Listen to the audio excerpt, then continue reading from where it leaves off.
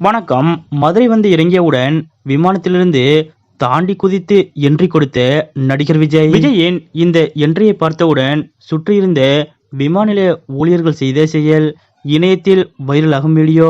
இதை பத்தின முழு விவரத்தோட இப்ப நம்ம பார்க்கலாம். கிட்டத்தட்ட 14 வருடங்கள் கழித்து இன்றைய தினம் நடிகரும் தாவேக தலைவருமான விஜய் அவர்கள் மதுரைக்கு சென்றிருந்தார். அதாவது தற்போது நடிகர் விஜய் அவர்கள் நடித்து வரும் ஜனநாயகன் படத்தின் ஷூட்டிங்கானது 3 நாட்கள் கொடைக்கானலில் நடக்க உள்ளது. இதற்காக இன்றைய தினம் மதுரை விமான நிலையம் வந்து அங்கிருந்து சாலை மார்க்கமாக கொடைக்கானல் செல்ல விஜய் அவர்கள் திட்டமிட்டிருந்தார். இந்த நிலையில் விஜய் அவர்களது இந்த திட்டப்பயணம் வெளியில் கசிய இன்று காலையிலிருந்தே மதுரை விமான நிலையத்தில் ஆயிரக்கணக்கான விஜய் ரசிகர்களும் தாவேக தொண்டர்களும் குவிந்துவிட்டனர். இதனால் கூட்டத்தை கட்டுப்படுத்த முடியாமல் போலீசாரே திணறி போயினர். அதன்படி சென்னை விமான நிலையத்தில் செய்தியாளர்களுக்கு பேட்டியளித்த விஜய் அவர்கள், நான் பட ஷூட்டிங்கிற்கு செல்வதற்காகவே இந்த பயணம் என்றும் இதனால் யாரும் விமான நிலையத்தில் காத்திருக்க வேண்டாம் என்றும் விரைவில் மற்றொரு தருணத்தில் நானே உங்களை வந்து சந்திப்பேன் என்றும் விஜய் அவர்கள் கூறியிருந்தார். இப்படிப்பட்ட பரபரப்பான சூழ்நிலைக்கு மத்தியில்தான் இன்றைய தினம்